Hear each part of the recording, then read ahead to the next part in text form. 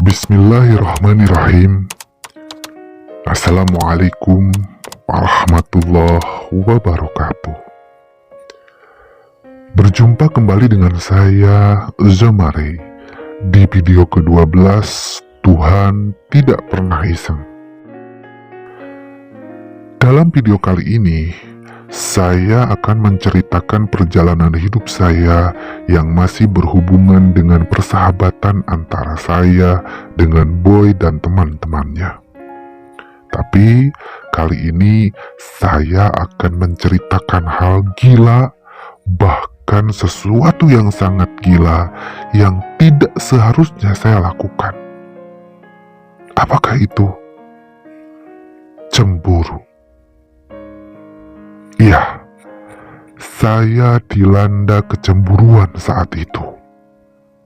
Hal yang sangat menyiksa bagi saya, yang tidak seharusnya saya terima, dan tidak seharusnya saya lakukan. Mengapa saya bilang tidak seharusnya saya lakukan? Bukankah cemburu itu hal yang lumrah? Atau hal biasa? Atau hal manusiawi? Ya, cemburu hal yang biasa bagi manusia yang biasa. Cemburu pun hal yang sangat lumrah bagi manusia yang lumrah. Dan cemburu sangatlah manusiawi kalau itu untuk manusia normal seperti apa adanya. Mungkin cemburu itu wajar saja. Tapi bagi saya saat itu, hal ini begitu memalukan, begitu menjijikkan, bahkan sangatlah bodoh saya terima. Karena apa? Cemburu saya tidak pada tempatnya. Cemburu saya tidak pada tempat yang seharusnya. Dan rasa cemburu saya kepada orang yang tidak seharusnya. Rasa cemburu saya kepada orang yang bukan siapa-siapa saya. Bahkan rasa cemburu saya kepada sesama jenis. Tapi aneh, walaupun saya tahu itu salah, saya tetap melakukannya. Bahkan sampai melakukan hal terbodoh sepanjang hidup saya. Oleh karena saya cemburu.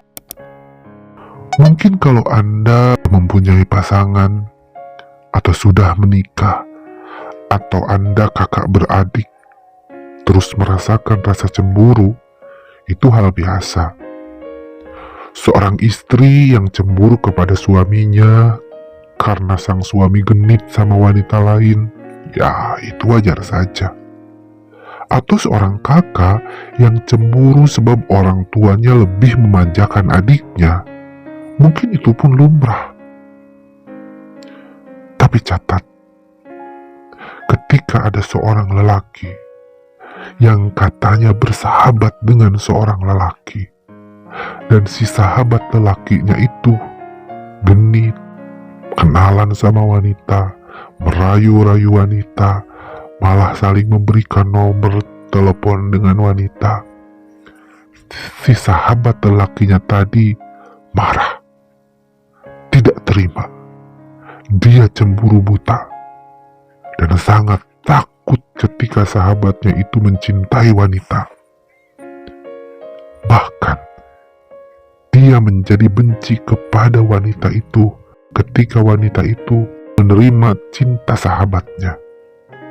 Ini sudah tidak wajar. Bahkan hal ini bisa disebut tidak normal. Begitulah yang terjadi pada saya saat itu. Sejak bersama Boy dan teman-temannya, banyak yang berubah dari diri saya.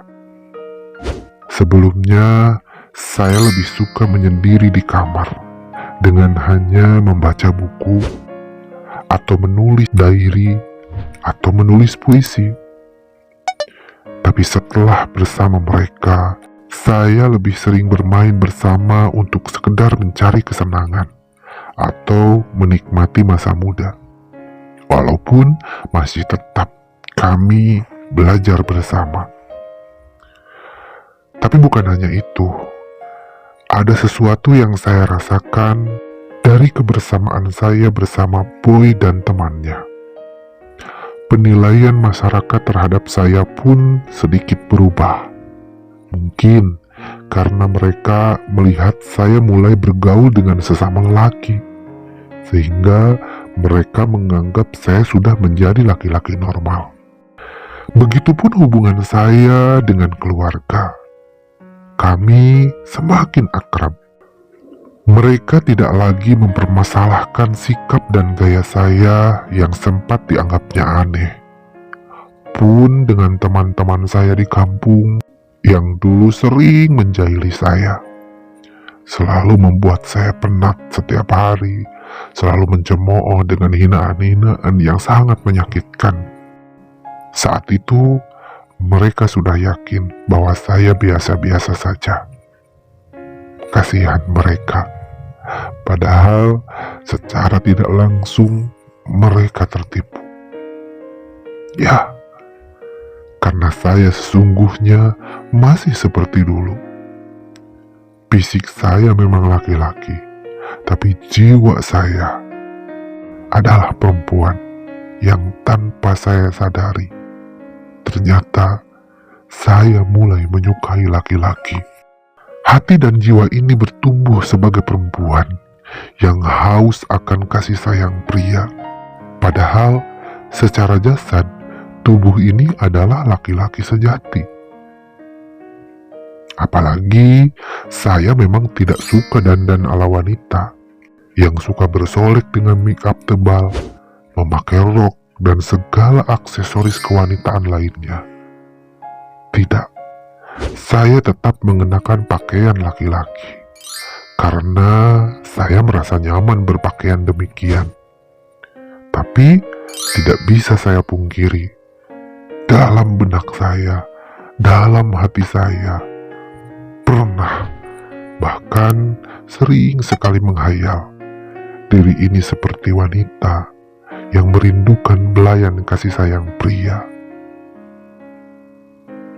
Dan saat itu juga, kakak terbesar saya tidak lagi bersikap sinis dan bengis, meski nada suaranya tetap masih keras. Padahal dulu saya pernah menerima sebuah ancaman dari kakak terbesar saya, bahwa dia pernah mengusulkan kepada ayah untuk memasukkan saya ke pendidikan militer. Mungkin dia pikir pendidikan militer yang keras akan membentuk karakter saya yang jadi keras dalam diri, dan saya akan terlihat gagah.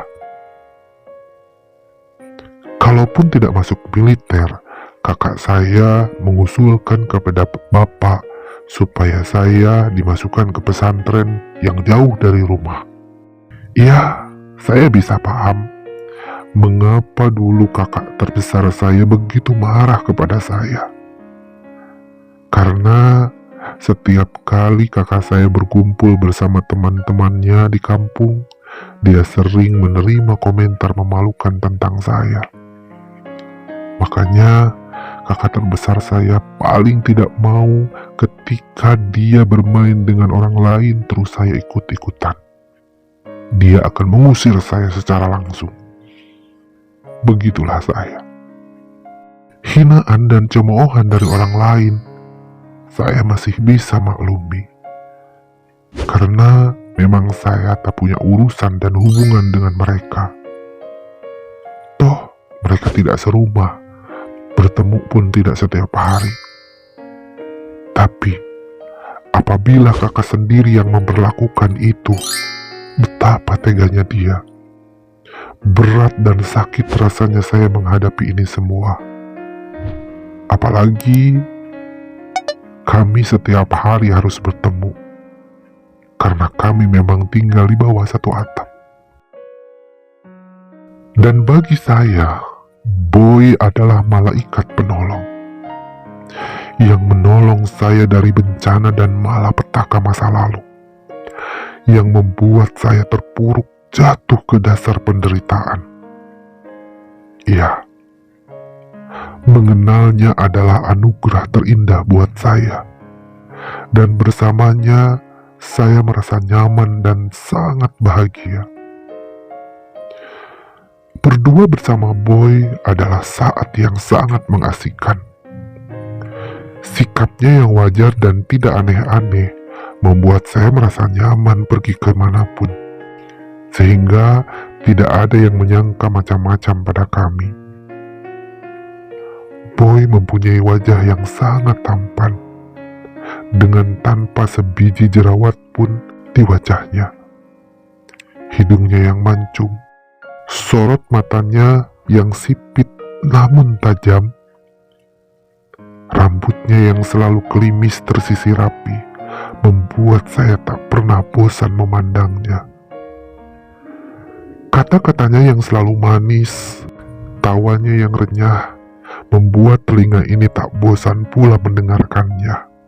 Jika kami ngobrol berdua, tak pernah sedikit pun saya lepaskan pandangan ini dari bibir manisnya.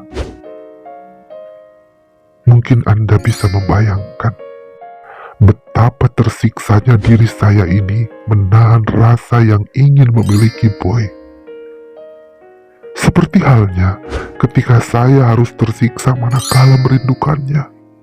Sedangkan pada kenyataannya, saya tidak mungkin rasanya memiliki hati Boy. Sungguh gila, sangat gila. Sering sekali, ketika sepulang sekolah, saya langsung menuju kamar. Seperti biasa, saya hanya ingin sendirian di kamar dan memikirkan sang pujaan hati. Siapa lagi kalau bukan Boy? Dalam hari-hari yang saya lalui, tidak ada lagi yang bersemayam di hati dan pikiran saya selain Boy, Boy, dan Boy. Sungguh hal yang sering membuat hati ini tersiksa. Namun, saya selalu menikmatinya. Sesal, bingung, dan tidak tahu apa yang harus dilakukan membuat hari-hari saya pun terkadang sangat berantakan. Saya terlanjur jatuh hati pada Boy, sedangkan tak akan pernah mungkin saya mengutarakan perasaan ini kepadanya. Saya takut. Ya,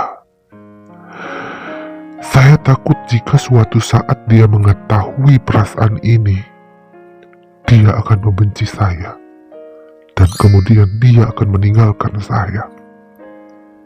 Dan itu akan membuat saya lebih menderita. Jadi dalam pikiran saya, biarlah perasaan ini saya pelihara dengan baik di dalam hati. Biarlah perasaan ini menjadi beban hati ini selamanya. Saya rela. Saya sungguh rela. Asalkan Boy tetap ada untuk saya dan tidak meninggalkan saya. Betapa bodohnya saya saat itu. Seperti halnya orang yang sedang jatuh hati, saya pun sering merasa cemburu manakala Boy bergaul apalagi tertarik pada orang lain. Rasa cemburu ini tidak pernah sekalipun saya tampakkan pada dia, karena saya takut Boy curiga dengan perasaan saya ini. Pernah ada cerita, pada suatu hari saya sedang berdua dengan Boy, jajan dan ngobrol-ngobrol di warung sekolah. Ketika kami sedang berdua, ngobrol, bercanda, tiba-tiba ada siswa perempuan yang lewat di hadapan kami. Dan Boy melakukan hal yang membuat saya mulai cemburu. Goda Boy kepada perempuan itu. Perempuan itu pun melirik dengan sedikit jual mahal, tapi tetap memberikan senyuman. Sendirian aja nih, gabung yuk, belum masuk kelas kan? Tegur Boy yang langsung berdiri dan menyodorkan tangannya ke arah perempuan itu. Saya Boy, dan ini Ray teman saya. Kamu namanya siapa? Sapa Boy dengan ramah. Sinta, jawab perempuan itu singkat sambil menjulurkan tangannya menyelami Boy. Melihat kejadian tersebut, mata saya mulai merasa seperti tertusuk lidi tajam. Perih rasanya. Begitu juga dengan hati ini. Panas seperti terbakar. Meski anak perempuan itu menyambut perkenalan Boy dengan sikap acuh tak acuh, tetap saja saya merasakan sesak di dada dan hati saya yang panas terpanggang. Ya, saya cemburu sekali. Boy, Ray masuk kelas duluan ah. Ngesubuh Saya pun langsung pergi tanpa menunggu jawaban Boy. Di dalam kelas, saya duduk dengan memendam rasa sakit hati. Ya, saya sangat takut kehilangan Boy. Saya takut kalau tiba-tiba Boy mencintai orang lain dan meninggalkan saya. Sebenarnya, bukan sekali ini saja saya merasa cemburu. Seringkali saya melihat perempuan-perempuan duduk berdekatan dengan Boy. Yang lebih menyebalkan, kadang-kadang Boy malah melayani perempuan-perempuan itu.